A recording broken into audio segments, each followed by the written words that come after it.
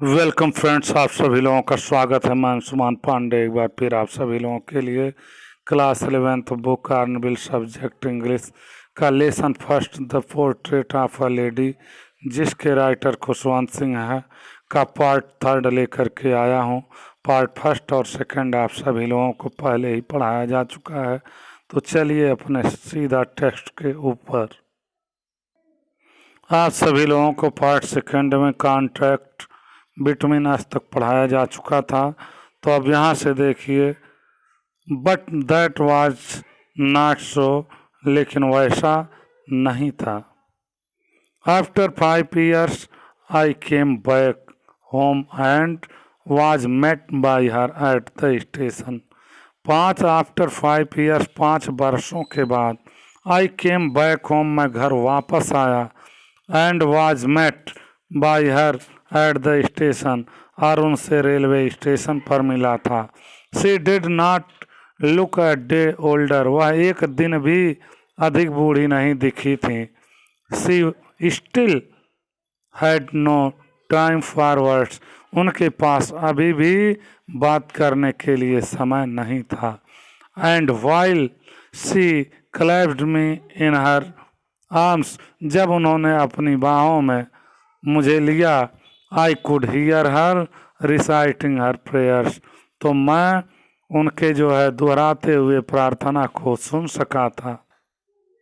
Even on the first day, पहले दिन भी, ऑफ माई अराइवल मीन्स, मेरे आगमन पर, her happiest moments were with her sparrows, उनका जो सबसे अधिक प्रसन्नता का समय था वह गौरैया चिड़ियों के साथ था।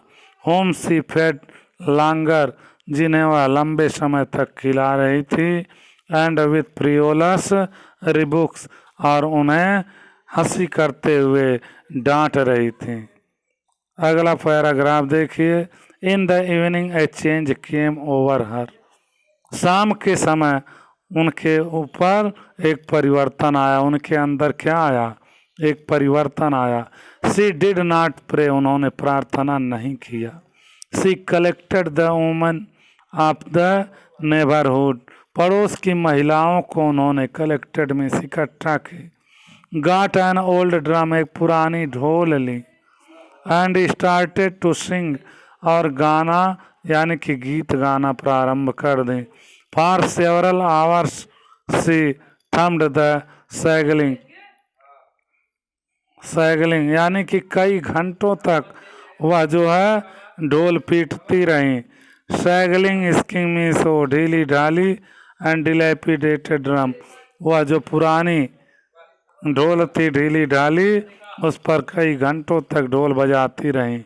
And सैंग on the home coming of warriors, और वीरों के घर वापस आने पर जो गीत गाई जाती है उसे गाई।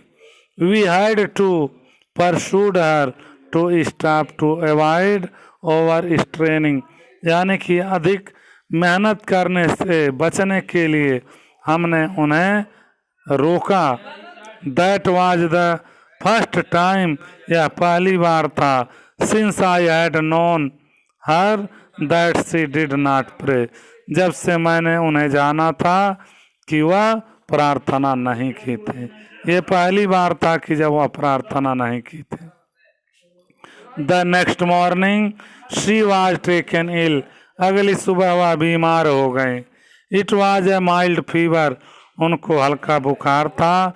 And the doctor told us, और डॉक्टर ने हमें बताया था, दैट इट वुड गो, कि यह बुखार उतर जाएगा।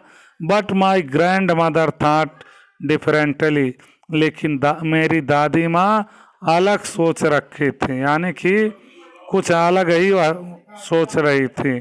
सी टोल्ड अस, वह हम सभी लोगों को बताई थी, that her and was near, कि उनका अंत निकट था। सी सेड दैट, उन्होंने कहा कि since only a few hours before the close of the last chapter of our life, यानी कि उनके जीवन का अंतिम अध्याय समाप्त होने के पहले, she had omitted to pray, उनको क्या करना है? उनको प्रार्थना करना था। She was not going to waste any more time talking to us. वह हम सभी लोगों से बातचीत करके थोड़ा समय भी बर्बाद नहीं करने जा रही थी। अगला पैराग्राफ देखिए। वी प्रोटेस्टेड, हमने विरोध किया, बट सी इग्नोर्ड, लेकिन उन्होंने बिल्कुल ध्यान नहीं दिया। आवर प्रोटेस्ट मीन्स हमारे विरोध पर। She lay peacefully in bed praying and telling her beads, वह अपने बिस्तर पर लेटी हुई प्रार्थना करती रही और माला फेरती रही। Even before we could suspect, इसके पहले कि हमें कुछ संदेह होता, हर लिप्स स्टॉप्ड मूविंग, उनके होठ हिलने बंद हो गए। And the rosary fell from her lifeless fingers, और उनके निर्जीव अंगुलियों से उनकी जो माला थी वह गिर गई। A peaceful pallor spread on her face, एक शांतपूर्ण पीलापन उनके चेहरे पर फैल गया। And we knew that she was dead, और हम जान गए थे कि वह मर चुकी थी। अगला पैराग्राफ देखिए। We lifted her off the bed, हम उन्हें बिस्तर से उठा लिए। एंड एज इज कस्टमरी, जैसा कि यह रीति रिवाज है, laid her on the ground, उन्हें जमीन पर लेटा दिए। एंड कवर्ड हर, और उन्हें ढक दिए, विथ ए रेड श्राउड, एक लाल कफन से।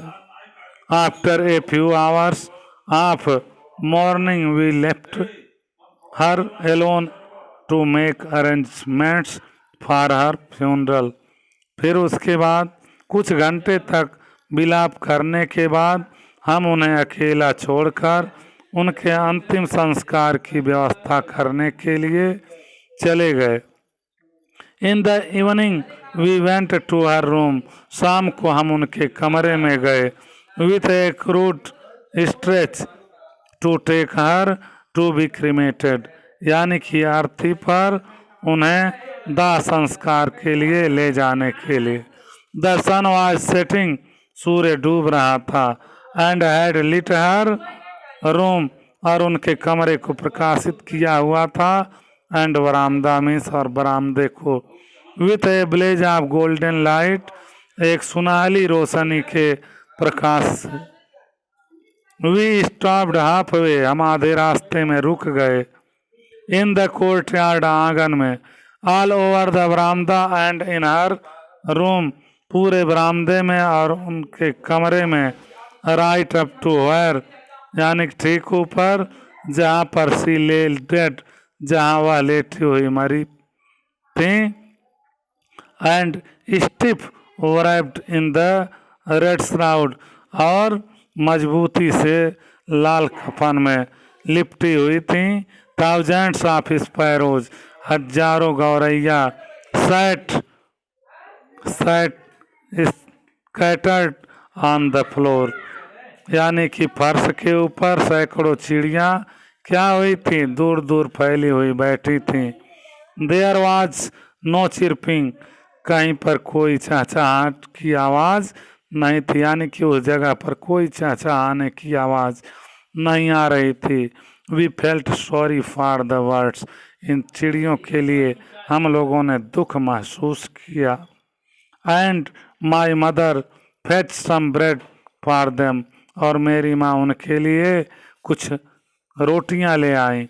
सी broke it into little crumbs, वह इन्हें छोटे छोटे टुकड़ों में तोड़ी। The way my grandmother used to, ठीक उसी प्रकार से जैसे मेरी दादी माँ किया करती थी। And threw it to them, और इन टुकड़ों को उनके सामने फेंक दी। The sparrows took no notice of the bread, इन गौरैयों ने इन टुकड़ों के, रोटी के टुकड़ों के ऊपर कुछ भी ध्यान नहीं दिया, थोड़ा भी ध्यान नहीं दी। When we carried my grandmother corpus of, जब हम अपनी दादी माँ के लाश को लेकर चलने लगे। दे फ्लेव अवे क्वाइटली, वे शांतिपूर्वक दूर उड़ गईं। Next morning the sweeper swept the bread crumbs into the dustbin. अगली सुबह जो स्वीपर था उसने इन रोटी के टुकड़ों को साफ करके डस्टबिन में डाल दिया।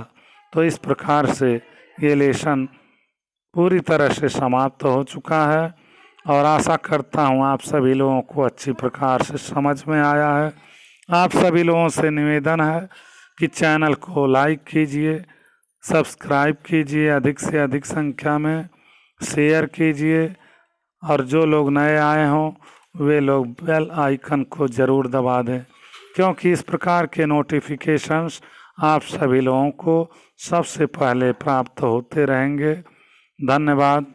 Thanks a lot all of you. Have a nice day.